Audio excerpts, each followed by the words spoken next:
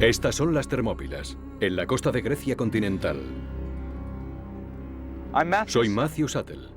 En agosto del año 480 a.C., un ejército griego de solo 7.000 hombres, dirigidos por el rey Leónidas y 300 espartanos, luchó aquí contra una fuerza invasora de 250.000 hombres, liderados por Jerjes, el rey de Persia. Estaba en juego el futuro de la civilización griega. Gracias a la nueva tecnología informática, podrán ver esta gran batalla como nunca se ha visto antes. El gran número de soldados, las formaciones de las tropas, cómo lucharon y cómo se ganó. Lo verán como le hubiera gustado verlo a los generales, ahora en batallas decisivas.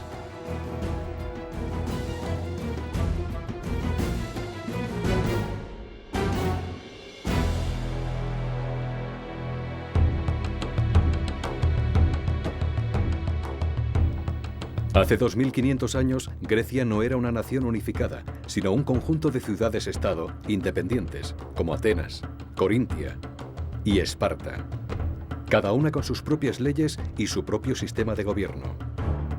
Los griegos vivían a la sombra del poderoso imperio persa, que se extendía por lo que hoy es Turquía, el norte de Egipto, Israel, Irán, Irak, Afganistán y el norte de la India. 2/3 del mundo conocido. Pero ni siquiera eso era suficiente para el rey persa Jerjes. Quería expandirse por Europa, y Grecia era la puerta de entrada. 10 años antes, su padre Darío había sido vencido por los griegos en Maratón. Jerjes estaba decidido a no sufrir la misma suerte.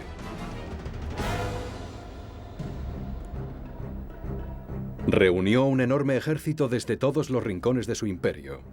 250.000 hombres partieron hacia Grecia. La fuerza expedicionaria de Jerjes, que intentaría conquistar la Grecia continental, era la madre de todas las fuerzas expedicionarias. Nunca se había intentado nada igual en la historia del antiguo arte de la guerra. En el año 480 a.C., Jerjes cruzó el Helesponto y llevó a su ejército a través del norte de Grecia, mientras la flota persa navegaba a lo largo de la costa. Las ciudades fueron cayendo una tras otra. Jerjes era un hombre de notable ferocidad. No se detenía ante nada con tal de conseguir su objetivo. Y el objetivo de Jerjes era Atenas. Los griegos tenían que detenerlo a toda costa y debían hacerlo aquí, en las Termópilas. Si no, tendría vía libre hasta Atenas.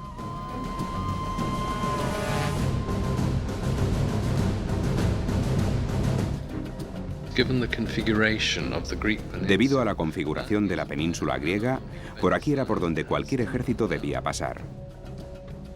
Las Termópilas era la elección evidente.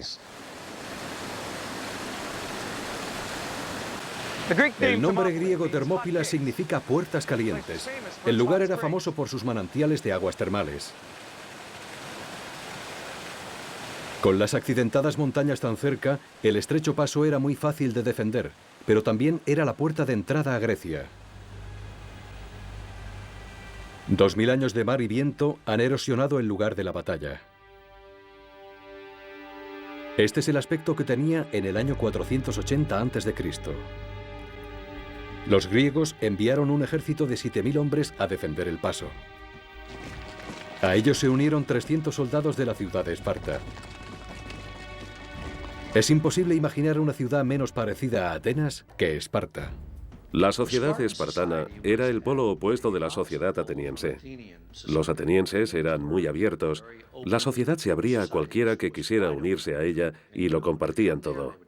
En cambio, los espartanos eran una sociedad muy cerrada. A los espartanos les educaban para ser soldados, nada más.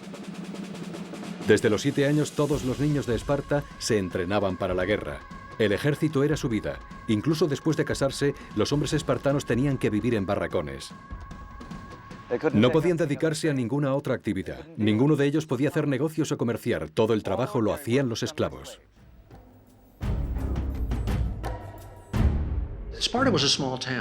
Esparta era una ciudad pequeña. Nunca tuvo más de 9.000 habitantes, por lo que a ciudadanos espartanos se refiere. En ese ejército, todos se conocían.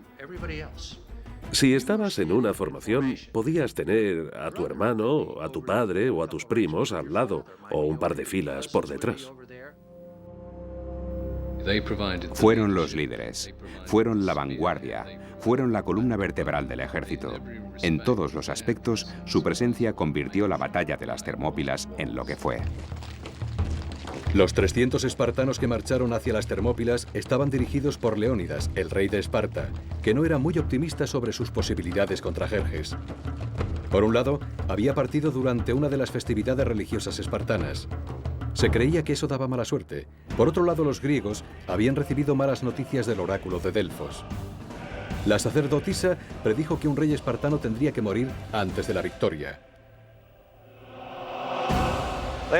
La mujer de Leónidas, Gorgo, le preguntó a su marido qué debía hacer si no regresaba de la batalla, a lo que él contestó: «Cásate con un buen hombre y ten hijos». Parecía poseer una determinación absoluta y un gran valor personal. Debía de tener unos 50 años. No era un hombre joven y estaba ya en edad de retirarse, incluso según las costumbres de la antigua Grecia. Los espartanos vestían una coraza de bronce esculpida y un casco diseñado para aterrorizar al enemigo. Todos los hombres llevaban un escudo cóncavo de madera. En la cara del escudo estaba pintada la letra griega lambda, de Lacedemonia, la tierra espartana. Su principal arma era una lanza que se colocaba encima del brazo.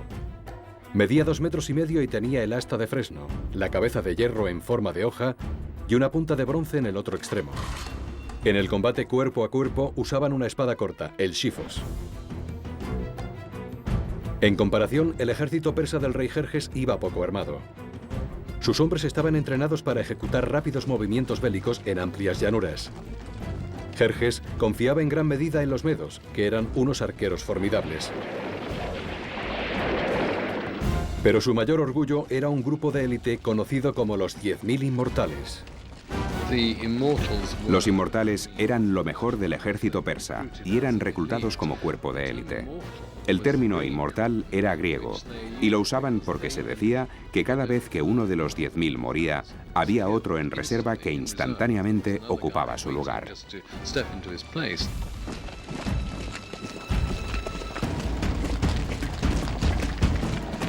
Leónidas esperó con sus espartanos en el lugar más estrecho del paso, con los restantes 7.000 soldados griegos detrás de ellos. Defendían un muro bajo. Jerjes dirigió a su ejército hacia la parte más baja de la entrada del paso. Jerjes, tras situarse en posición, esperó 4 días, porque no podía creer que los griegos fueran a quedarse para luchar. Creía que se trataba de una broma.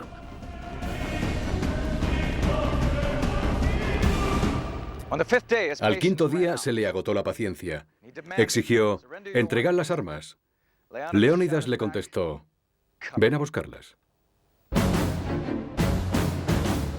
Los persas enviaron un explorador al lugar donde los espartanos esperaban antes de la batalla, y algunos de los espartanos estaban haciendo gimnasia. Se untaban de aceite y se peinaban. El explorador no se lo podía creer. ¿Qué estaban haciendo esos tipos? ¿Cómo podían estar tan despreocupados? Por supuesto, lo que estaban haciendo en realidad era prepararse mentalmente para una lucha hasta la muerte. Jerjes había hecho instalar un trono en una colina cercana. Desde allí, ordenó a unos centenares de medos que atacaran.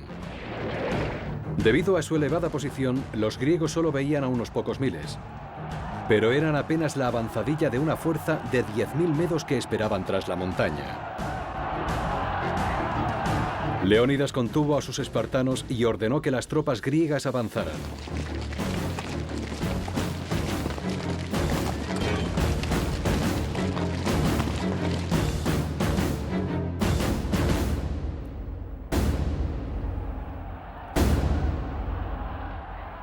La batalla de las Termópilas había empezado.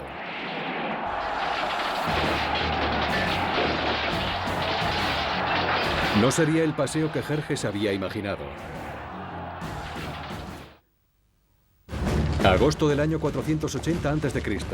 El ejército griego dirigido por el rey Leónidas y 300 espartanos se enfrentaba a un ejército persa de 250.000 hombres.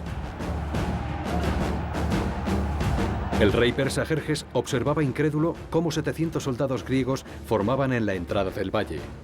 Se situaban en formación de falange. La falange era un bosque de lanzas. El comandante daría la señal para atacar. Las líneas de atrás avanzarían y presionarían con los escudos las espaldas de los hombres que tenían delante.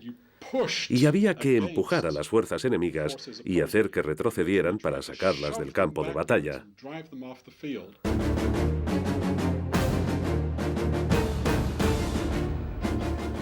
Habían preparado toda la vida para ese momento. Esa falange tenía 18 hombres de profundidad y 64 de ancho. Los escudos se solapaban como las escamas de una serpiente. Era prácticamente impenetrable. Las 3 primeras filas bajaron las lanzas y avanzaron hacia los medos. En comparación con los griegos, los medos iban muy poco armados. Llevaban escudos de mimbre y lanzas ligeras. Antes de que avanzaran, los arqueros medos dispararon una ráfaga de flechas contra la falange.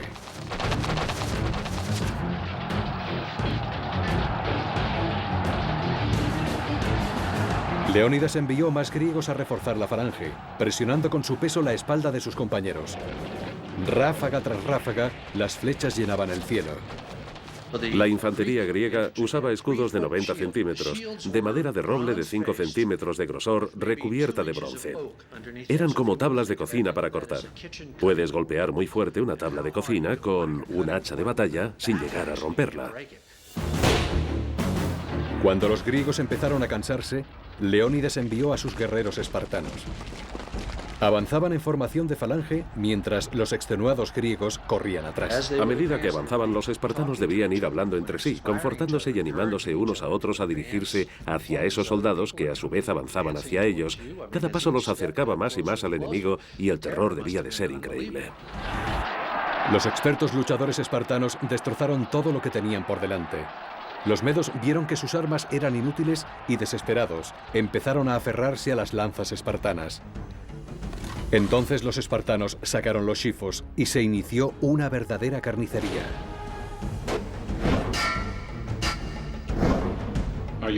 ¿Tienes hambre? ¿Estás cansado? ¿Tienes sed o estás herido? No importa. Eres un guerrero y luchas. El reducido espacio hacía imposible que los persas se aprovecharan de su superioridad numérica. No podían situar suficientes hombres en la batalla contra esa implacable máquina de matar. El combate en esos días era hombre contra hombre. Nadie disparaba a nadie. No había bombas inteligentes. Si ibas a matar al enemigo, este estaría justo enfrente y él iba a intentar matarte a ti. Oleada tras oleada, los guerreros de Jerjes perecían intentando penetrar en el muro de escudos espartanos. Leónidas bromeaba diciendo que Jerjes tenía muchos hombres, pero ninguno soldado. Pero los espartanos también sufrieron bajas. Los espartanos tenían un método para identificar a sus propios muertos, muchos de los cuales estaban tan desfigurados que eran irreconocibles. Era el equivalente antiguo a las placas de identificación actuales. Cogían una rama, le ponían su marca en ambas puntas y la partían por la mitad. Una mitad se quedaba en un recipiente detrás de las líneas de infantería y la otra se llevaba en la muñeca. Si el soldado sobrevivía, reclamaba la mitad de su rama después de la batalla. De este modo, todos los muertos y heridos podían contarse con facilidad. El segundo día, los persas seguían sin hacer ningún progreso.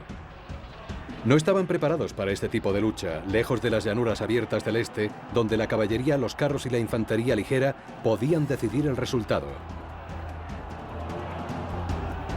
Sentado en su trono, Jerjes se impacientaba cada vez más. Se agitaba inquieto dando saltos tan a menudo que parecía un espectador de un partido de fútbol actual. Jerjes dijo a sus soldados: «Salid ahí y tomad ese paso. Apartad a esos tipos del camino». Los medos, con armas ligeras, se enfrentaron a los griegos, que estaban muy bien armados y que les dieron una paliza. Jerjes decidió jugar su mejor baza y envió a los inmortales. En el campo de batalla había centenares de miles de soldados, pero el combate real se libraba entre dos fuerzas de élite. Los 10.000 inmortales persas contra lo que quedaba de los 300 espartanos. Agosto del año 480 a.C. Los espartanos llevaban casi un día y medio resistiendo en el paso de las Termópilas. Jerjes no había conseguido romper su defensa. Decidió jugárselo todo y enviar a su propia guardia personal, los inmortales.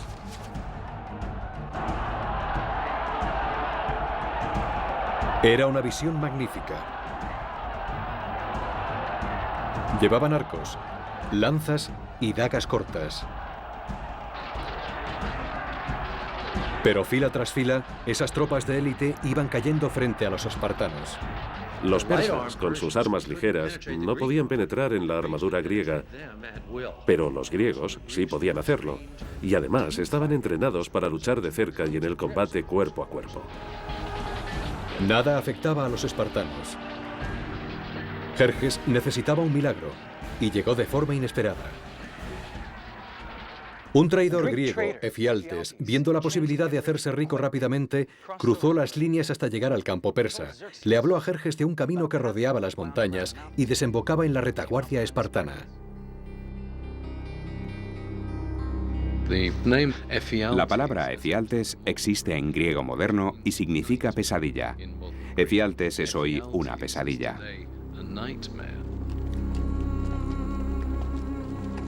Protegidos por la noche, los persas siguieron el camino indicado y en la mañana del tercer día aparecieron detrás de los espartanos.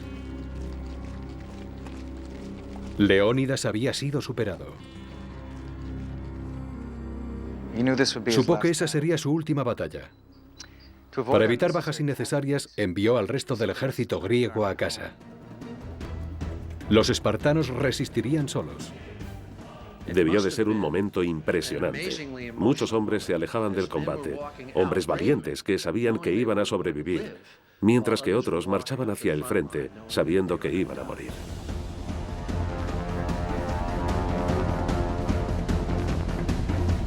Uno de los griegos les había advertido que los persas tenían tantos arqueros que sus flechas taparían el sol. Tanto mejor, dijo el espartano Dieneques. Lucharemos a la sombra. Así era la sutileza espartana. Cuando alguien dice algo así, te ríes y el miedo disminuye. Leónidas era más pesimista. Ordenó a sus hombres que desayunaran diciéndoles: esta noche cenaremos en el Hades. Cuando la batalla volvió a empezar, los persas se aproximaron desde ambos lados al pequeño grupo de espartanos supervivientes. Los espartanos, que no tenían nada que perder, lucharon como demonios. Los persas sufrieron muchas bajas. Entonces cayó Leónidas. Sus soldados espartanos corrieron a salvar su cuerpo de la captura y la mutilación. Que los griegos lucharan como lo hicieron para preservar su cuerpo de los persas en el momento de la derrota final muestra lo importante que era la posición, el estatus, el papel del rey o del líder. Jerjes decidió terminar la batalla rápidamente. Había intentado luchar soldado contra soldado, según la honorable tradición de sus antepasados persas, pero no podía vencer a los espartanos. Había perdido casi 10.000 hombres, incluyendo a 2 de sus hermanos. Decidió retirar sus tropas. Acabaría con los espartanos desde la distancia, con flechas. Los espartanos consideraban los arcos un arma de cobardes porque mataba desde lejos. Miles de flechas llovieron sobre los espartanos hasta que no quedó ninguno en pie.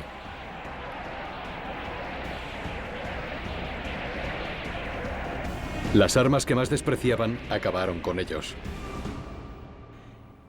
Jerjes, furioso, ordenó a sus hombres que buscaran el cuerpo de Leónidas y que cuando lo encontraran, le cortaran la cabeza y la clavaran en un palo. El rey de Esparta le había hecho pagar un terrible precio por su victoria en las Termópilas. 10.000 bajas eran una gota en el mar de tan vasta fuerza. Pero fue un gran golpe para Jerjes y para la moral de su ejército. Le asombraba que esos hombres lucharan por un ideal, la libertad. Jerjes, desde las Termópilas, se apresuró para capturar Atenas, pero sus ciudadanos y su ejército ya habían huido. A finales de ese mismo año, el 480 a.C., los griegos volvieron en barcos y vencieron a los persas en una gran batalla naval en Salamina. El gran plan de Jerjes había fracasado. Si los espartanos no hubiesen hecho su aportación en las Termópilas, creo que entonces todo el esfuerzo bélico, toda la resistencia griega, habría empezado a derrumbarse. Para los griegos era una cuestión del destino. Un rey espartano había muerto, un rey persa había sido vencido, tal y como el oráculo había profetizado. Todas las grandes civilizaciones, ya desaparecidas, han dejado monumentos increíbles. Pero los espartanos no dejaron nada más que su gesta de entonces. Es algo más indeleble y que sigue vivo hoy en día. El valor y el heroísmo desplegados en las Termópilas transmitió un mensaje de esperanza y orgullo a todo el pueblo griego. Los 300 espartanos nunca serían olvidados. Una Grecia agradecida le pidió al poeta Simónides que compusiera su epitafio. Ve a decirles a los espartanos, extranjero que pasas, que aquí, obediente a sus leyes, yacemos.